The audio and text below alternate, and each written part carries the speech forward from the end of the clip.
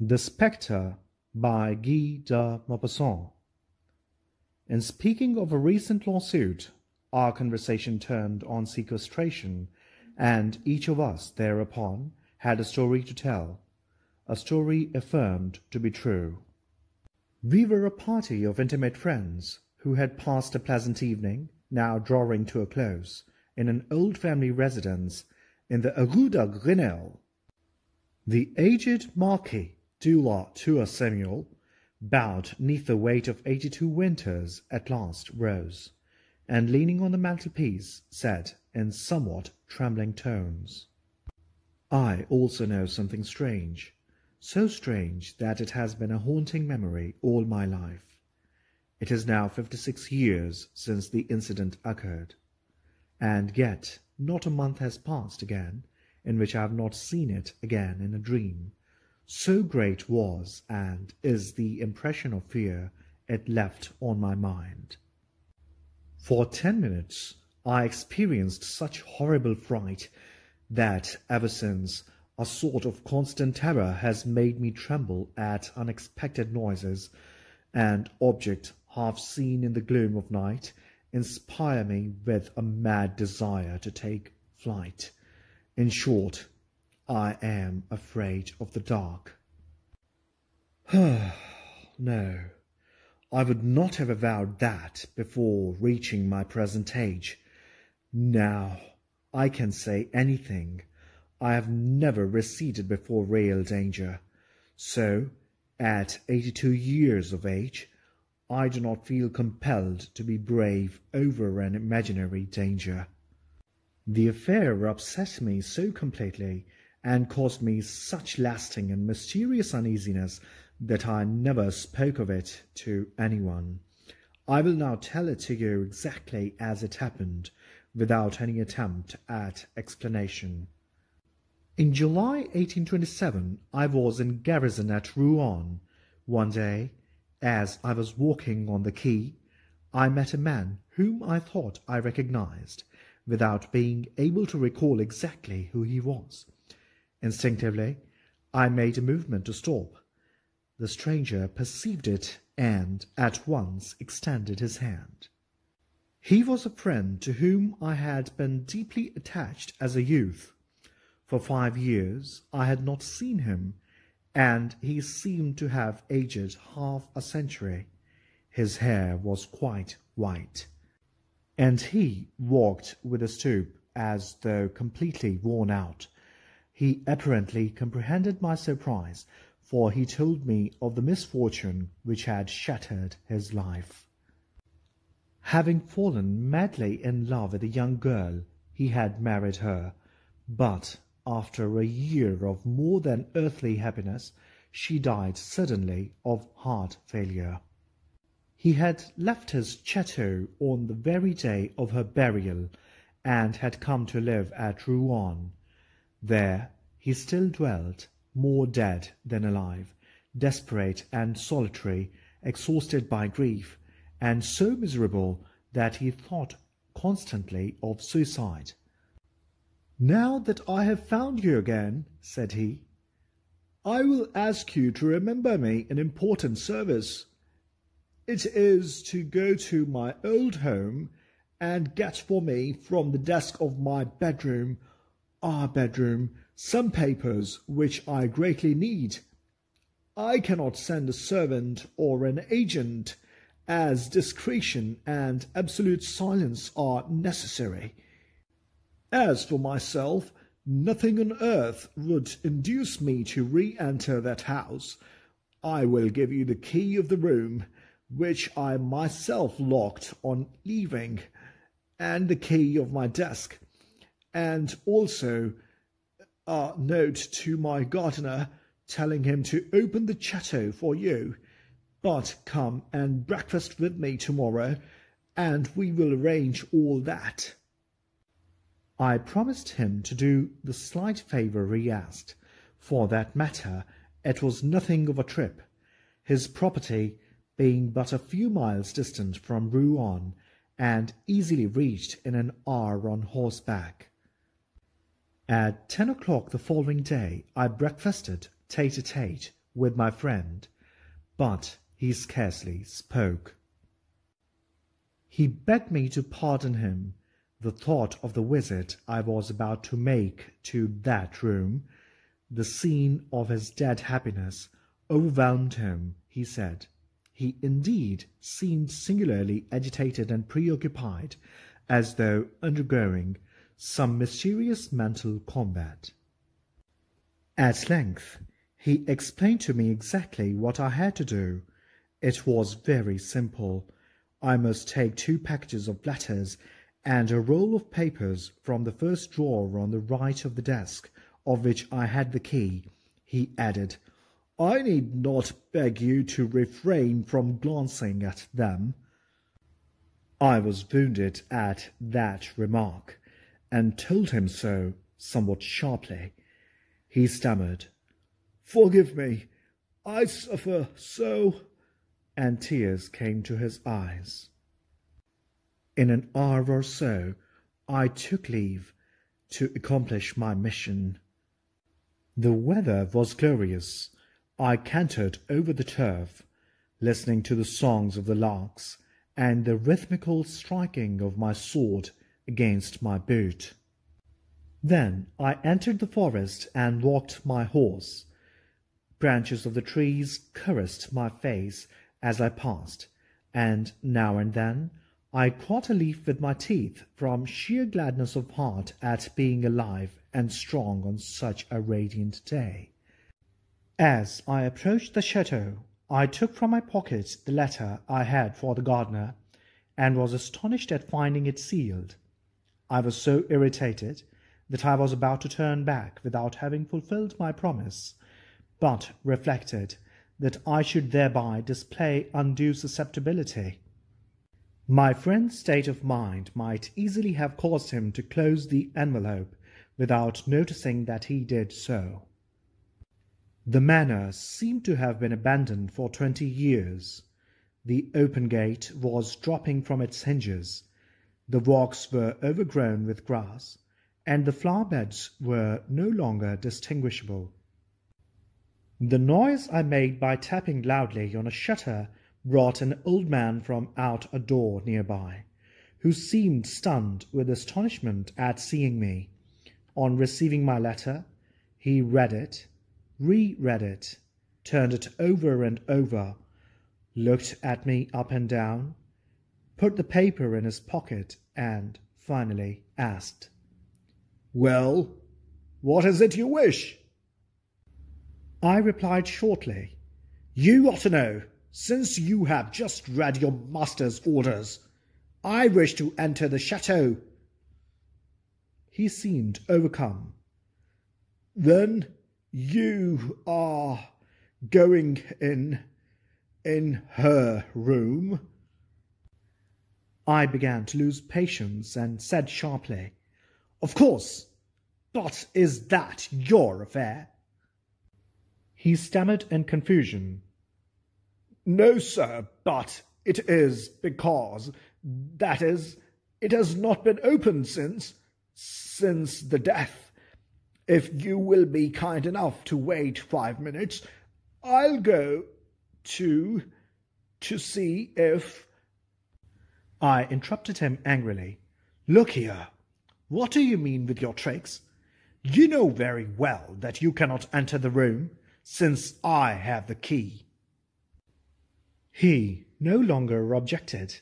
"Then, sir, I will show you the way." "Show me the staircase and leave me. I'll find my way without you." "But, sir—" "Indeed." This time I silenced him effectually, pushed him aside, and went into the house. I first traversed the kitchen, then 2 rooms occupied by the servant and his wife. Next, by a wide hall, I reached the stairs, which I mounted and recognized the door indicated by my friend. I easily opened it and entered. The apartment was so dark that, at first, I could distinguish nothing. I stopped short, my nostrils penetrated by the disagreeable, mouldy odour of long unoccupied rooms. Then My eyes slowly became accustomed to the darkness. I saw plainly enough a large and disordered bedroom, the bed without sheets, but still retaining its mattresses and pillows, on one of which was a deep impression, as though an elbow or a head had recently rested there. The chairs all seemed out of place. I noticed that a door, doubtless that of a closet, had remained half open. I first went to the window, which I opened to let in the light, but the fastenings of the shutters had grown so rusty that I could not move them. I even tried to break them with my sword, but without success, as I was growing irritated over my useless efforts, and could now see fairly well in the semi-obscurity. I renounced the idea of getting more light, and went over to the writing table. Seating myself in an armchair, and letting down the lid of the desk, I opened the designated drawer. It was full to the top. I needed but 3 packages, which I knew how to recognize, and began searching for them. I was straining my eyes in the effort to read the superscriptions. I seemed to hear, or rather feel, something rustle back of me. I paid no attention, believing that a draught from the window was moving some drapery. But in a minute or so, another movement, almost imperceptible, sent a strangely disagreeable little shiver over my skin. It was so stupid to be affected, even slightly, that self-respect prevented my turning round. I had then found the second packet I needed, and was about to lay my hand on the third, when a long and painful sigh, uttered just over my shoulder, made me bound like a madman from my seat and land several feet away. As I jumped, I had turned about, my hand on the hilt of my sword, and truly, had I not felt it at my side, I should have taken to my heels like a coward. A tall woman, dressed in white, stood gazing at me from the back of the chair where I had been sitting an instant before. Such a shudder ran through all my limbs that I nearly fell backward. No one can understand, unless he has felt it, that frightful, unreasoning terror. The mind becomes vague. The heart ceases to beat. The entire body grows as limp as a sponge. I do not believe in ghosts. Nevertheless, I completely gave way to a hideous fear of the dead, and I suffered more in few minutes than in all the rest of my life, from the irresistible anguish of supernatural fright. If she had not spoken, I should have died perhaps, but she spoke. She spoke in a sweet, sad voice that set my nerves vibrating. I dare not say that I became the master of myself and recovered my reason. No, I was so frightened that I scarcely knew what I was doing, but a certain innate pride, a remnant of soldierly instinct, made me, almost in spite of myself, maintain a creditable countenance. She said, "Oh, sir, you can render me a great service." I wanted to reply, but it was impossible for me to pronounce a word. Only a vague sound came from my throat. She continued, "Will you? You can save me, cure me. I suffer frightfully. I suffer, oh, how I suffer." And she slowly seated herself in the armchair, still looking at me. "Will you?" she said. I replied yes by a nod, my voice still being paralyzed. Then she held out to me a tortoise-shell comb and murmured, "Comb my hair. "Oh, comb my hair. That will cure me. It must be combed. Look at my head, how I suffer, and my hair pulls so." Her hair, unbound, very long and very black, it seemed to me, hung over the back of the chair and touched the floor. Why did I receive that comb with a shudder, and why did I take in my hands the long black hair, which gave to my skin a gruesomely cold sensation, as though I were handling the snakes? I cannot tell. That sensation has remained in my fingers, and I still tremble when I think of it. I combed her hair, I handled, I know not how, those icy locks.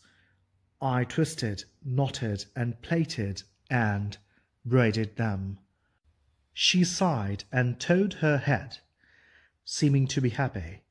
Suddenly she said, "Thank you," snatched the comb from my hands, and fled by the door that I had noticed ajar.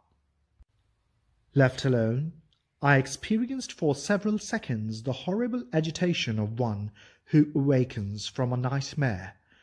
At length I regained my full senses. I ran to the window, and with a mighty effort burst open the shutters, letting a flood of light into the room. Immediately I sprang to the door by which she had departed. I found it closed and immovable. Then a mad desire to flee came on me like a panic, the panic which soldiers know in battle. I seized the 3 packets of letters on the open secretary, ran from the room, dashed down the stairs, found myself outside, I know not how, and seeing my horse a few steps off, leaped into the saddle and galloped away. I stopped only when I reached Rouen at my lodgings. There I shut myself into my room to reflect. For an hour I anxiously strove to convince myself that I had been the victim of a hallucination. I was about ready to believe that all I had seen was a vision, an error of my senses, when, as I approached the window, my eyes fell by chance upon my chest. Round the buttons of my uniform were entwined a quantity of long black hairs. One by one, with trembling fingers, I plucked them off and threw them away. I then called my orderly, feeling unable to see my friend that day, wishing also to reflect more fully upon what I ought to tell him. I had his letters carried to him, for which he gave the messenger a receipt. He asked after me most particularly, and on being told that I was ill, had had a sunstroke, appeared exceedingly anxious. Next morning I went to him, determined to tell him the truth. He had gone out the evening before and not yet returned. I called him again during the day. My friend was still absent. After waiting a week longer without news of him, I advised the authorities, and a judicial search was instituted. Not the slightest trace of his whereabouts or manners of disappearance was discovered. A minute inspection of the abandoned chateau revealed nothing of a suspicious character. There was no indication that a woman had been concealed there. After these fruitless researches, all further efforts were abandoned, and in the 56 years that have elapsed since then, I have heard nothing more.